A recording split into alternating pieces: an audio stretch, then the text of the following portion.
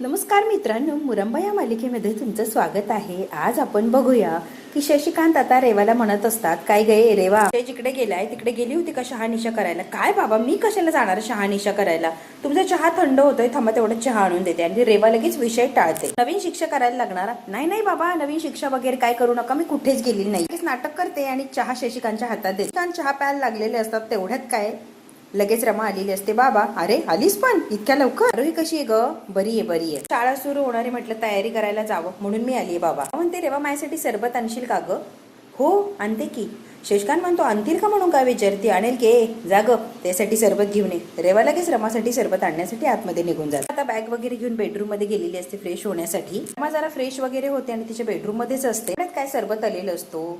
रेवा फार प्रेमाने रमासाठी सरबत बनवून आणते. सरबत पिते. लगेच रेवा म्हणते, कसं झाला ग रमा प्रवास? अगं छान झाला, एकदम छान झाला प्रवास. ग बाई, उन्हाने फार त्रास होतो. तुझा आणि अक्षयचा लग्नाचा वाढदिवस होता ना ग रमा काल? कसला लग्नाचा वाढदिवस ग रेवा? कशाला त्याच गोष्टी उकरवून काढतीये? त्याच गोष्टीवर नको बोलायला का? मला गोष्टींचा त्रास होतो रेवा, प्लीज दुसऱ्या विषयी काढ काहीतरी. बरं झालं मी इथे नव्हते ग. अक्षयला फार इमर्जन्सी आली, त्याला कोर्टात जायला लागलं. कोर्टात? हो, कशासाठी? I don't know. त्याचा कॉल झालाय, दुपारपर्यंत येईल, बघू मग काय होतंय ते. असं दाखवते की रमाला काहीच माहित नाही आणि मला अक्षयबद्दल सगळीच माहिती आहे ना. या घरावर काळ्या ढगांचं सावट आलं होतं, एक आदर्श सून म्हणून मी ते सगळं सावरलंय बघ रमा. यातलं काहीच माहित नाहीये रमा आता बोलत असते रेवाला, थोडं गरजेचं आहे का ग रमा तुला सगळं सांगणं? मी आहे सून, आता मी हँडल करेल की सगळं. अक्षयची बायको नाहीये, या घरची सून पण नाहीये, त्यामुळे तुला या गोष्टी जाणून घेण्याची काही गरजच नाही, म्हणजे मला असं वाटतं. हो ना, बरोबर आहे अगदी. बाय म्हणते. म्हणजे एकंदरीत रेवाला संशय आलेला नाहीये आमच्यावर, सगळं वातावरण चांगलंय.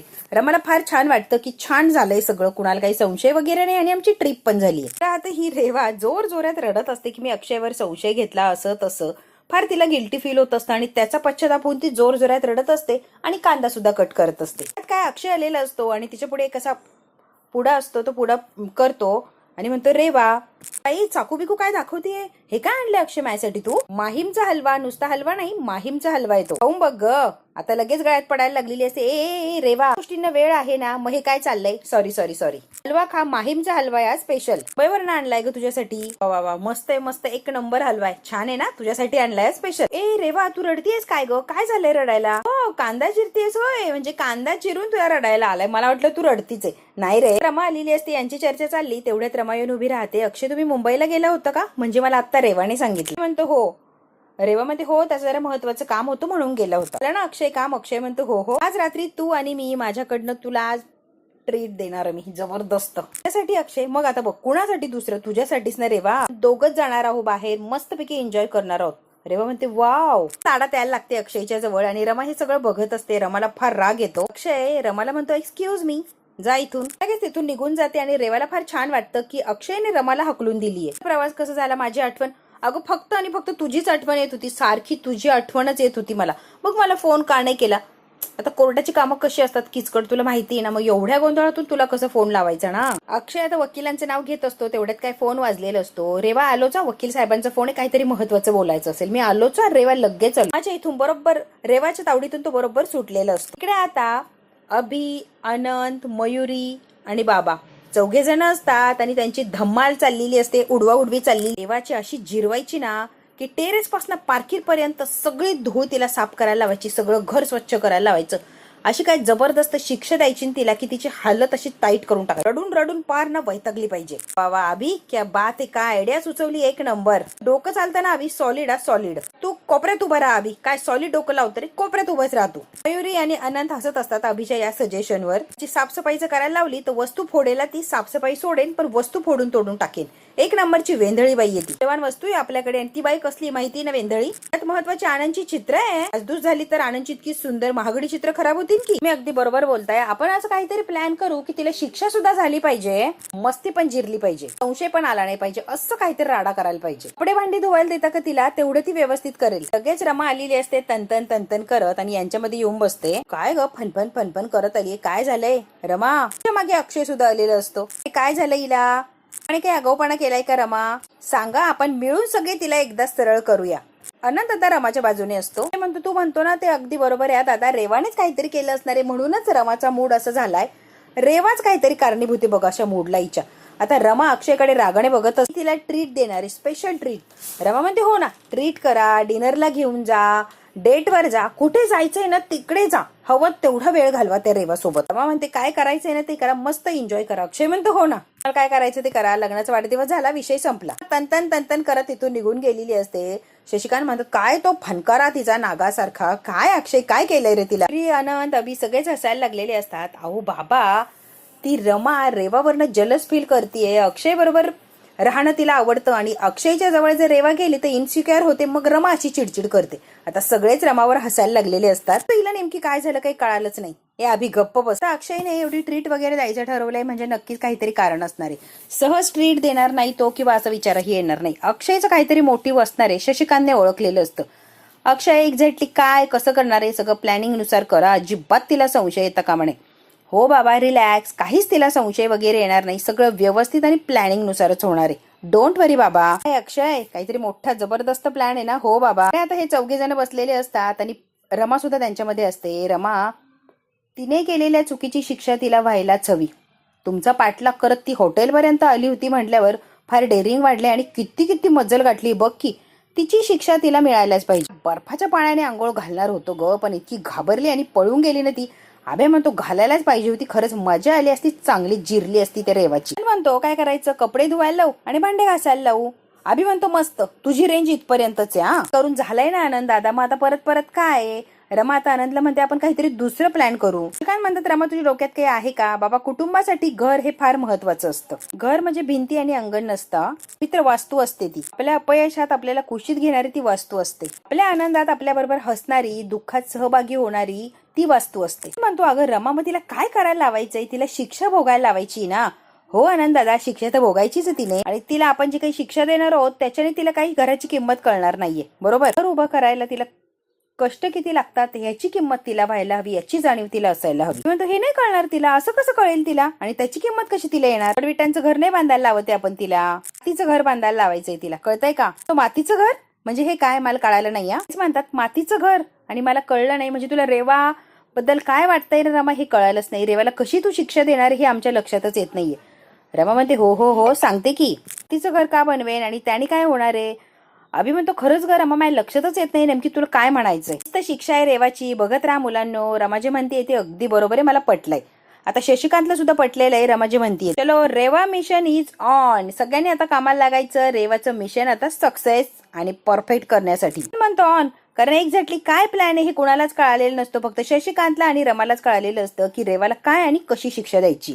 मयुरी म्हणते यस, तर लक्षात आलेलं असतं आणि रमाने डोक्यात पूर्ण प्लॅन केलेला असतो काय आणि कसं करायचं आणि हिला कशी शिक्षा भोगायला लावायची, शिक्षा काय द्यायची हे ते ठरवलेलं असतं. रेवा इकडे किचन मध्ये स्वयंपाक बनवत असते आणि आज संध्याकाळी मी कशी तयार होऊ याचा विचार करत असते. त्यांचं सुद्धा काहीतरी करायला लागणार, पटापट कामं आटपायची आणि पार्लरला जायचंय मला, कारण तयार व्हायचंय, संध्याकाळी छान दिसलं पाहिजे. इकडे आता चंदा लांब उभी राहिलेली असते दुर्बीण घेऊन आणि अक्षय आणि रमावर लक्ष ठेवून असते. अक्षय आणि रमा कुठे भेटतात, काय भेटतात याच्यावर चंदाचं लक्ष असतं. अक्षयच्या घराच्या बाहेर खूप दूरवर चंदा उभी राहिलेली असते झाडांमध्ये आणि तिथून ती लक्ष ठेवणार असते अक्षय आणि रमावर. तेव्हा मस्तपैकी स्वयंपाक करत असते, फार आनंदी असते, कारण अक्षय सोबत संध्याकाळी बाहेर जायचं असतं, तिला वेळ घालवायला मिळणार असतो, त्यामुळे ती कम्मालीची खुश असते. आणि म्हणत मजेमध्ये तिने स्वयंपाक करायला सुरुवात केलेली असते. तेव्हा मन लावून स्वयंपाक करत असते की चंदाने लावलेलाच असतो फोन. चंदाला काहीच उद्योग नसतो, फक्त फोन लावायचा एवढं तिला सुचत असतं. चंदाने फोन लावलेला असतो, रेवा काय फोन उचलत नाही आणि तिचे चपात्या करायचं काम चाललेलं असतं. ती चपात्या मन लावून करते, हिच्या फोनकडे लक्ष देत नाही. चंदा काय थांबायला तयार नसते. चंदाने परत फोन लावलेला असतो. रेवाला काय एवढं महत्वाचं बोलायचं असतं तिचं तिला माहिती. तेव्हा अगदी वैतागते आणि म्हणते चंदाच ना, तर काय करावं आणि काही सुचत नाहीये, सारखी फोन ही लावतच असते. बोल ग चंदा, काय तुझं काम काय ग, फोन उचलत नाही म्हटल्यावर कामात असेल, एवढं सिंपलही कळत नाहीये का, कामधंदे उरले नाहीत का गे, आता पटकन. अगं रेवा, महत्वाची गोष्ट आहे म्हणूनच तुला फोन लावलाय ना, एवढी काय चिडचिड करते, मी पोळ्या करते आणि तू काय महत्वाचं काम करते यात मला इंटरेस्ट नाही. लवकरात लवकर फ्री व्हायचंय, त्यामुळे पटापट घरची कामं आवरते. तुला काय बोलायचंय पटकन बोल, टाइमपास करत बसू नको. आता ही रेवा इतकी चिडते आणि या चंदाला अगदी हडतूड करून बोलत असते. अगं बाई बोल की, काय बोलायचंय ना, पटकन बोल एकदाची. पोळ्या बेळ्या काय लाटतीये, हॉटेलमधून पाठवते की मी. डोंट वरी, कशाला काय लाटतीये पोळ्या बेळ्या, मी हॉटेलमधून पाठवते सगळं. Great great Chanda, very very nice idea. ती पोळ्या आता घरगुती वाटल्या पाहिजे, अशा घरगुती टाईपच्या पोळ्या. चंदा म्हणते हो, क्वांटिटी 30 ते 40 पोळ्या आण. काम तरी वाचेल ग बाई, आण तेवढ्या चपात्या. मला कळतं का म्हणे अशा पद्धतीने आणायची आणि माझ्यापर्यंत पोहोचवायच्या. हो हो हो आणते बाई. ती म्हणते बरं आहे तेवढी तरी मी फ्री होऊन जाणार. आण ग बाई आण. ओके ओके ओके रेवा, तुझं काम होऊन जाईल, रिलॅक्स. कसं आहे ना रेवा, जेवणाच्या वेळेपर्यंत तुला पोळ्या पोहोच होतील, डोंट वरी. अक्षय आणि रमा टेरिसवर असतात आणि गुपचूप आलेले असतात ते भेटण्यासाठी. अक्षय बऱ्याच वेळची रमाची वाट बघत असतो. फायनली रमा ही अक्षयला भेटायला टेरिसवर आलेली असते. अक्षय जवळ यायला लागतो. रमा म्हणते बाजूला वा, माझ्या जवळ यायचं नाही. अक्षय म्हणतो का ग असं काय करतेस, बाजूला का, माझी वाट अडवायची नाही, बाजूला व्हायचं. त्या ट्रीटला घेऊन जाणार आहात, तिला वाट बघा, तिची वाट अडवा, माझं तुमचं काय संबंध, तिचीच तर वाट अडवतोय. ट्रीट माझ्या बायकोला देणार आहे मी, तुम्हाला काय मी मूर्ख वाटले काय हो. ग रमा तू चिडली आहेस का, चिडायचं कारण का चिडचिड करतेय, तनतन करतेय, कारण कळेल का मला तुला चिडायला काय झालंय बाई, सांग एकदाच. मत करत होती तिला कुठे घेऊन चाललोय मी, दिवसभर तेवढीच खुश असायची आणि कामं पटापट करायची, तेवढंच चांगलं होणार की. आता ही चंदा बरोबर अक्षय आणि रमावर लक्ष ठेवूनच असते, दुर्बिणीतून टेरिसवरती लक्ष ठेवून असते आणि अक्षय एकटाच आहे की अजून कोण आहे हे बऱ्याच वेळची ती लक्ष देत असते. आता कुठे फायनली चंदाला अक्षय सोबत रमा सुद्धा दिसत असते की रमा आणि अक्षय दोघे टेरिसवर भेट. चंदाला जे हवं असतं ती माहिती बरोबर मिळालेली असते. चंदाला आता लगेच क्लिक होतं की बघ मी म्हणतच होते अक्षय एकटा येणार नाही, यांचं काहीतरी चाललंय. बरोबर तिला अक्षय आणि रमा भेटलेले असतात टेरिसवर. चंदाचा फोन चाललेलाच असतो. ए रेवा महत्वाचं बोलायचंय मला. रेवा म्हणते बोल मी ऐकतीये. घराच्या बाहेर दुर्बीण लावून बसलीये ग मी, लक्ष ठेवून तुझ्या घरावर. काय लक्ष भिक्ष ठेवून ग तू. दुर्बीण मधून रमा आणि अक्षय एकमेकांच्या बरोबर गप्पा मारताना दिसताय टेरिसवर, मी स्वतःच्या डोळ्याने बघतीये. रेवा डोकं बिकं फिरलं काय ग चंदा, ते दोघं गप्पा कसे मारतील ते ही टेरिसवर. खरंच चंदा बावळट झाली असतो, असं होणारच नाहीये. चंदा तू उगाच भिथरल्यासारखी वागू नकोस हा. चंदावर रेवा विश्वास ठेवायला अजिबात तयार नसते, कारण रात्री पचका झालेला असतो, त्यामुळे चंदाच्या नादाला लागून अजून काही तिला वेड्यात निघायचं नसतं. त्यामुळे रेवा म्हणते की चंदा शांत बस आणि तुझे विचार तुझ्या जवळच ठेव प्लीज. एनिवे संध्याकाळी स्वतःसाठी वेळ हवाय, त्यामुळे मला टाइमपास करू नको आणि मला पटापट कामं करू दे प्लीज. चंदा तुझी फालतूगिरी बंद कर आणि फोन आता ठेव. चपात्या आणायचं विसरू नको. चपात्या आण. हो बाई हो. चल फोन बंद कर. रेवाला सांगितलेलं असतं की अक्षय आणि रमा टेरिसवर आहे. रेवा अजिबात विश्वास ठेवत नाही आणि चंदाला इग्नोर मारलेला असतो आणि फोन लगेच ठेवायला लावते. काय रेवा फ्री झालेली असते कारण चपात्या येणार असतात. आता फक्त तिला छान तयार व्हायचं असतं आणि पार्लरमध्ये जायचं असतं. चंदा काय ऐकायला तयार नसते, अजूनही दुर्बीण लावून बघतच असते अक्षय आणि रमाचं नेमकी काय चाललंय. एक पोळी करते, बाकीची तर आयत्या मिळणारच आहे ना, एवढी लास्ट करून घेत. काय आराम आराम आणि आरामच. संध्याकाळी फक्त स्वतःसाठी वेळ असणारे मला. मग अक्षय अजून सुद्धा बोलत असतात आणि चंदा अगदी बारीक लक्ष ठेवून असते. चंदा म्हणते तुम्हा दोघांना रेवाच्या समोर नक्की उघडं पाडणार, यात काही शंकाच नाहीये. तुम्ही काय खेळ करताय काय हे मी रेवाला दाखवणार म्हणजे दाखवणारच. कितीही लपवा छपी करा आणि तिच्या समोर कितीही चांगलं बनण्याचा प्रयत्न करा, मी तुम्हाला तिच्या समोर एक्सपोज करणार म्हणजे करणार. आता हे चंदाने ठरवलेलं असतं. म्हणते तुम्ही नवरा बायको काय चीज आहात ना, मला चांगलंच कळालंय आणि तुमचे खायचे दात आणि दाखवायचे दात वेगळे हे सुद्धा मी ओळखलंय. आता बघा मी कशी तुम्हाला रेवाच्या समोर आणते. अशी काय रंगे हात तुमची कोंडी करते ना की तुम्हाला पळता बाई थोडी झाली पाहिजे. जर पळताही येणार नाही आणि जागेवर थांबता सुद्धा येणार नाही. असं जर केलं नाही ना मी तर चंदा नाव लावणार नाही. अक्षय रमा कितीही शार्प असं तुम्ही, तुमच्या पुढे चंदा जाणार आणि तुम्ही काय आहात हे दाखवून देणार म्हणजे देणारच. आता रेवाला अक्षय आणि रमाचा खरा चेहरा दाखवायचा असं चंदाने ठरवलेलं असतं आणि चंदा अगदी तसंच करणार असते. रमा अक्षय भांडण करतात. रमा अजूनही रागातच असते. अक्षय बिचारे समजून सांगण्याचा प्रयत्न करत असतो, तिच्याशी छान प्रेमाने गोड गोड बोलत असतो. रमा काही एक ऐकून घ्यायला तयार नसते. तन करत तिथून ती निघून चाललेली असते. रमा आता अक्षयकडे बघते आणि तिथून निघून गेलेली असते. थोडीशी दूर जाते आणि परत माघारी फिरून अक्षयकडे बघते.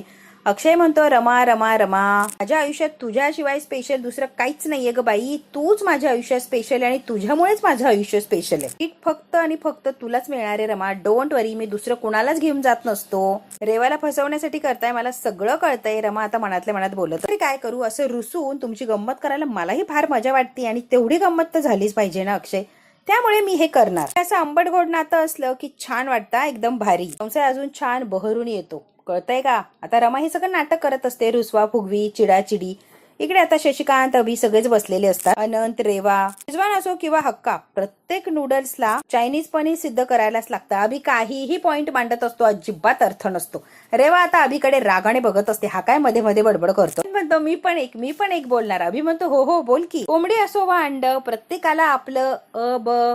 आता आनंदला पुढचं काही सुचत नसतं. त्या डोक्याला हात मारून घेतात. काय नमुने आहेत एका चढी, एवढी पण हे सिद्ध करायलाच लागतं. आनंद म्हणतो एक्झॅक्टली अभ्या मला हेच म्हणायचं होतं रे. आता हसायला लागलेली असते, काहीही मुद्दे मांडत असतात तर काहीही फेकत असतात. काय म्हणतात तुला शिक्षा करायला लागणार आणि मी करणारच, त्याशिवाय तुला काही कळणार नाहीये आणि शिक्षा झाल्याशिवाय तू पण काय जागेवर येत नसते ग रेवा. साहित्य आणून दिलेलं असतं फावडं वगैरे आणि रेवाच्या हातात ठेवते. मातीचं घर कसं बनवायचं याचा विचार केलाच असशील ना. आता मातीचं घर बनवायचं या रेवा. अगं रेवा माती, मयुरी म्हणते अगं रेवा मातीच खायची नाहीये ना तुला, माती खाऊ नको रेवा, घर बनव, घर मातीचं घर.